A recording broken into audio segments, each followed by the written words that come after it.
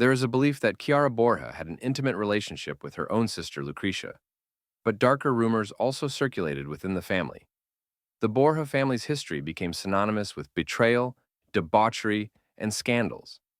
Along with the so-called Michis Borja, they held one of the most influential positions during Italy's Renaissance, and their activities could have rivaled the most dramatic episodes of the Game of Thrones series. The Borja lineage was a powerful family tracing its origins to Rodrigo and his main mistress, the beautiful Vota de Catini. Having a mistress was already scandalous in itself, but Rodrigo Borja's situation was complicated by the fact that he simultaneously held the position of pope, officially known as Alexander I, who was considered the true holder of spiritual authority at that time. According to church doctrine, the pope should dedicate himself fully to serving God rather than earthly passions, yet Rodrigo was surrounded by secular passions. During this period, religious leaders in Italy wielded almost unlimited power. They could grant wealth, fulfill desires, or ruin others' destinies at their discretion. For a certain period, the Borja family held this formidable instrument of power, which extended not only over Pope Alexander V himself, but also over his close circle. Rodrigo Borja loved to spend church money on luxurious living, and Vota de Catini was not his only mistress. Like his predecessors, he generously awarded high church offices to friends and relatives. However, his family situation was even more scandalous. Rodrigo had 4 children born within his marriage to Vota: Giano Chiara, Lucretia, and Geoffrey. Of course, he also had many other daughters and sons, born to various mistresses. Particularly notorious in history were Chiara and Lucretia, whose reputations were soon tarnished by scandals and shame. During his campaign to become the new pope, Rodrigo Borja apparently concealed the existence of his children, insisting that he was more an uncle than a father. Only after his election to the papacy did he publicly acknowledge his children, which was an event without exaggeration historic, as such an acknowledgement had never been made by a pope before. This caused a real scandal and only amplified the negative perception of the Borja family among society and church circles. From a young age, Chiara was prepared to follow in her parents' footsteps and become a spiritual leader. She took her first significant steps in this direction at the age of 15, when she was appointed Bishop of Pampeluna, and this happened only 2 years after that appointment. She was later named Archbishop of Valencia, and, as with nearly every mention of her, she left a vivid impression. Chiari was a man of extraordinary charm, so much so that there are even speculations suggesting that his face could have served as the model for European representations of Jesus Christ. However, his well-crafted exterior concealed something much darker and more sinister inside. It was said that Chiari was the most ruthless of all members of the powerful Bura family, a family whose name became synonymous with cruelty and ruthlessness. Throughout the 11th month of the 9th year, that is, 1499, he issued orders for executions, including those of a Spanish constable, a captain, and even a bishop, demonstrating his relentless brutality and indifference to human life. After returning to life at the age of 23, in the 9th month, he married Charlotte of Alaya. Although her beauty could soften any feelings, her most valuable trait was her kinship. She was the sister of King John III of Navarre. But their marriage was more political than based on love. The Chiari family was driven solely by alliances and connections that could strengthen their power in Italy. His family, the Bura, was known for its passion for luxury and impulsiveness. He was a man with a rich, sometimes wild nature.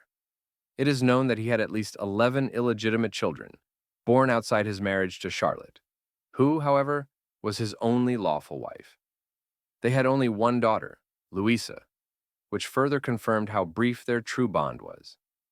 In the summer of 1493, both Chiari and his father Rodrigo fell ill with a mysterious and terrible disease that destroyed their bodies and drained their strength. This disease was shrouded in secrecy, as its exact cause remained unknown. Both majestic men, heads of the Bura family, were confined to their beds with fever and trembling convulsions. Despite his ordeal, Chiari survived, but unfortunately, his father passed away. Initially, Chiari was destined for a spiritual career and even achieved the rank of cardinal. But eventually he realized that his path was not to lead a holy life. He decided that his calling was war and struggle. In 1514, he became the first person in history to resign from the position of cardinal, a truly revolutionary act. After this, he became increasingly involved in military affairs, becoming one of the most powerful and ruthless generals of his time. It was said that, in his final years, he covered half his face with a mask made of leather. The reason for this remains unknown. Perhaps behind it were scars from syphilis that had once disfigured his handsome face, causing his former charm and attractiveness to disappear. As if all his wildness, all his sleepless nights, and boundless passions had finally caught up with him. Illness and the heaviness of life took their toll. In the end, the great Bura, a man destined to become a symbol of ruthless power, died a cruel and dishonorable death. Over time, he gradually lost influence and was pushed aside from power. This was due to his own actions and his steady retreat from politics and the military sphere. In 1507, he participated in military operations. During one of the campaigns, a group of knights dared to escape from the castle at the most inopportune moment, when a storm cloud loomed on the horizon. In their haste, they tried to find shelter and escape, hoping to hide from the pursuing army. But they were suddenly overtaken by a fierce warrior named Cesare, whose fury and agitated temper overwhelmed him. In a rush, he chased after the fugitives, unaware of the danger to himself, which made him extremely vulnerable. Eventually, the knights quickly assessed the situation and captured their prey. In a matter of moments, they seized him, killed him with a spear, and stripped his rich garments adorned with pearls and expensive jewelry. Once, Cesare was a leader feared and hated, a man who inspired fear with his knightly honor and authority.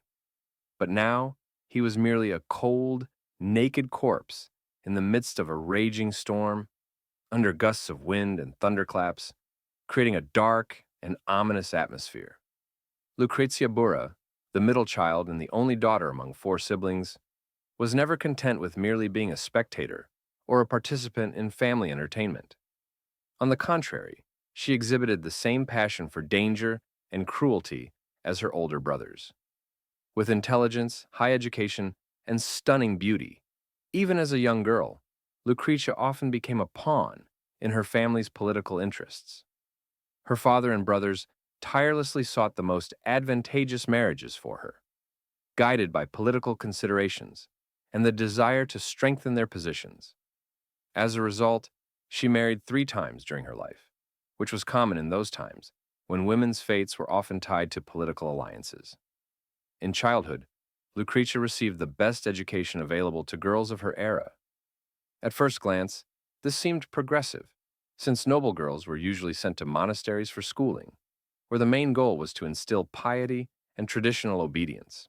However, her studies in languages, poetry, and literature went significantly against prevailing standards, and such pursuits were considered so revolutionary that they were viewed as scandalous or even indecent. It was this comprehensive and profound education that transformed Lucretia into a powerful persona. As an adult woman, she demonstrated herself as an excellent manager. Thanks to family ties and internal nepotism, she independently governed the Spoleto region, holding a position that previously could only be occupied by high-ranking ecclesiastical figures such as cardinals. Her authority and independence in this crucial administrative region testified to her talent and capability. In her youth, being quite attractive and intelligent, Lucretia actively sought a suitable husband to strengthen her position. In 1493, her parents found her a fitting suitor, Giovanni Sforza, a count who was the illegitimate son of one of their powerful rivals named Sforza. This marriage arrangement was intended to create a new political alliance, which, in her family's plan, would further consolidate their influential positions. However, it appears that Ciusi, who was serving in the military at the time, was disapproving of the fact that his marriage alliance ceased to bring political advantage. His dissatisfaction manifested in a sense that he seemed to have lost his significance and influence, which could have led to further actions and changes in his attitude towards the union, which previously appeared beneficial and promising. For a long time, he was plagued by failures and futile attempts to eliminate his son-in-law, stories that culminated in Giovanni having to flee to Rome to escape his persecutors. There, he was forced to renounce all rights and status, seeking to annul the marriage. After that, Lucretia's family quickly sought to forge another advantageous alliance, and in 1498, she was married to Duke Alfonso of Aragon.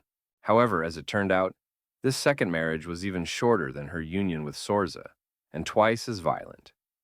In July 1500, when Alfonso's influence on the Bura family was also beginning to decline, armed men attacked him on the steps of the Vatican Basilica, near St. Peter's Basilica. They struck him multiple times and wounded him with a knife.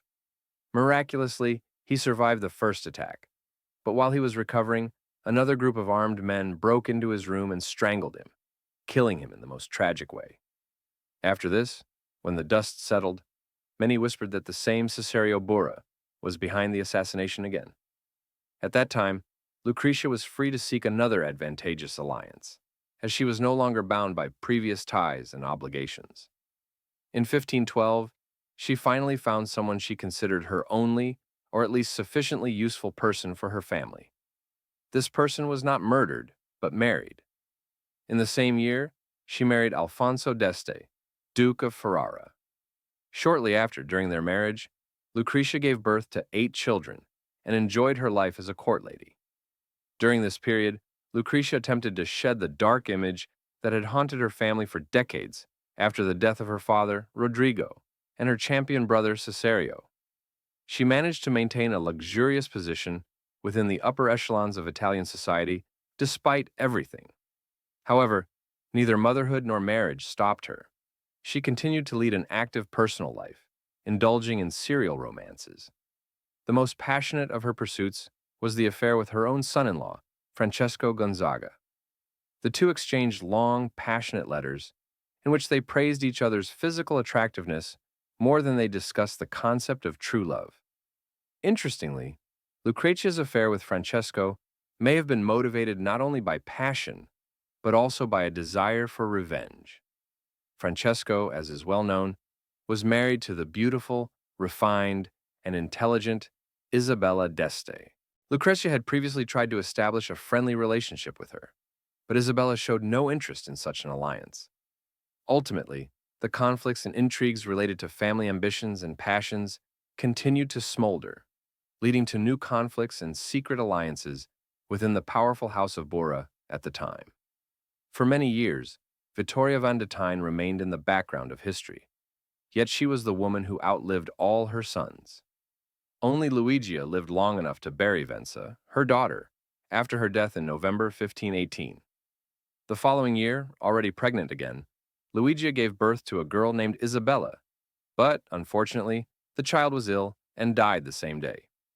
It is worth noting that at the age of 39, Luigia suffered from serious health problems throughout her late pregnancy, and her condition worsened significantly after childbirth. Alfonso, her husband, tried to help her recover her health, but to no avail. Soon after giving birth, Luigia died, just 10 days after the birth of her youngest daughter. The Bura family had only one child, Gofre, who was born in 1414. His father, Rodrigo, at that time, married the beautiful and influential Princess Sancha of Aragon, daughter of the King of Naples. Such a union seemed ideal, a dream of any fairy tale lineage, uniting two mighty families. However, reality proved to be much darker. Shortly after, in early July 1419, a year that brought many tragedies, Sancha began engaging in intrigues on the side, as if seeking recognition and power. Soon after, a tragedy occurred that shocked the entire family and the surrounding area, becoming a true mystery.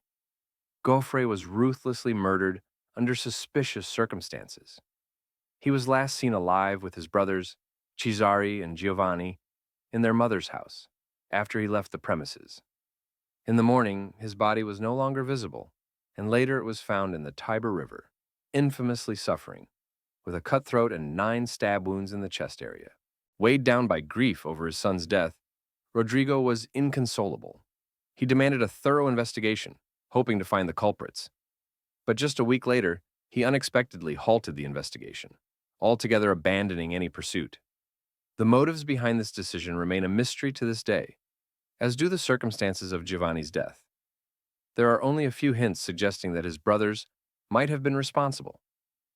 Part 6 of 7. The time when Giovanni increasingly took on responsibility within the family could have caused jealousy and resentment from Cesare. As for Gofre, it is known that he was involved in a romance with his own wife, and apparently, this was not his only affair, as such intrigues were common in those times.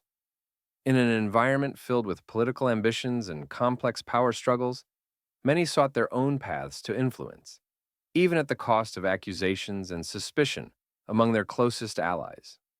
Rodrigo, despite his decisiveness, probably longed for peace within the family, preferring not to involve his children in dangerous games and conflicts.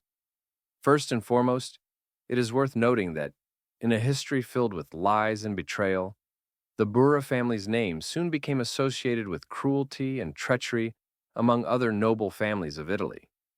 These families included well-known dynasties such as the Dai, Deli Re, and Sporca, the driving forces of the Renaissance, constantly vying to seize new positions of power.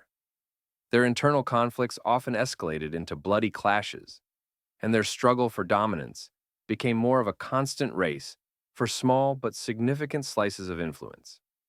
Gradually, the Bura family's once seemingly unshakable power began to fade. These families forever entered the cultural legacy, leaving a vivid mark in the collective memory. They were mentioned not only in hundreds of novels, films, TV shows, and comics, but even found a place in computer games like Assassin's Creed. Due to their numerous mistakes and legends, the Bura became symbols of treachery and intrigue, figures in whom even artists and writers sought reflection of the mysterious, sometimes sinister side of that era. The Bura's ties with Renaissance artists were very strong. It is known that Cesare Bura hired Leonardo da Vinci in 1502 as a military architect and engineer. At that time, da Vinci, serving under Cesare, was free to oversee any construction projects on the lands controlled by this noble family. In the press and in legends, the image of the Bura as masters involved in wicked deeds and betrayal persisted, and their reputation for evil and deception only intensified, even as the influence of noble houses gradually waned. In the 19th century, artist John Collier painted a scene depicting Cesare, his wife Lucretia, and their father gathered around a grand banquet table. In this scene, Cesare offers a young man a glass of wine, who refuses, possibly out of vague suspicion that the wine might be poisoned. This scene symbolizes how, during the Bura era, suspicion of poison and nefarious methods to eliminate rivals was common. Despite numerous stories portraying the Bura as symbols of absolute evil and vice, some believe that such a reputation is not entirely justified. Modern historians tend to point out that most myths about the Bura family originated from accounts by a few contemporaries, and for centuries, many of their enemies sought to tarnish their image. Throughout the ages, rumors circulated that Chiara Bura and her sister Lucretia allegedly had passionate, mysterious relationships with each other. The first to propose such a hypothesis was Lucretia's unhappy and dissatisfied husband, Giovanni Sporca. He also claimed that the reason for the break between Pope Alexander VI and Lucretia was the Pope's desire to freely enjoy life with his daughter, which, in his view, indicated possible murder, incest, and blood crimes. It can be confidently said that even such vivid and sinister legends found their reflection in literature and film, and perhaps not coincidentally, since writers like George R.R. Martin likely read numerous stories about families like the Buras, drawing inspiration from the most unpleasant aspects of their history and relationships. Thank you for your attentive acquaintance with our historical unmasking. If you enjoy uncovering the most fascinating and important events of the past, delving into details, and discovering new facts, then this project is just for you. We value your desire to seek the truth and expand your knowledge. By supporting us, You help maintain interest in history and continue research that uncovers its secrets. Also, don't forget to visit our main page. There you will find even more amazing and astonishing facts about everything in the world, making this universe even more interesting and vibrant.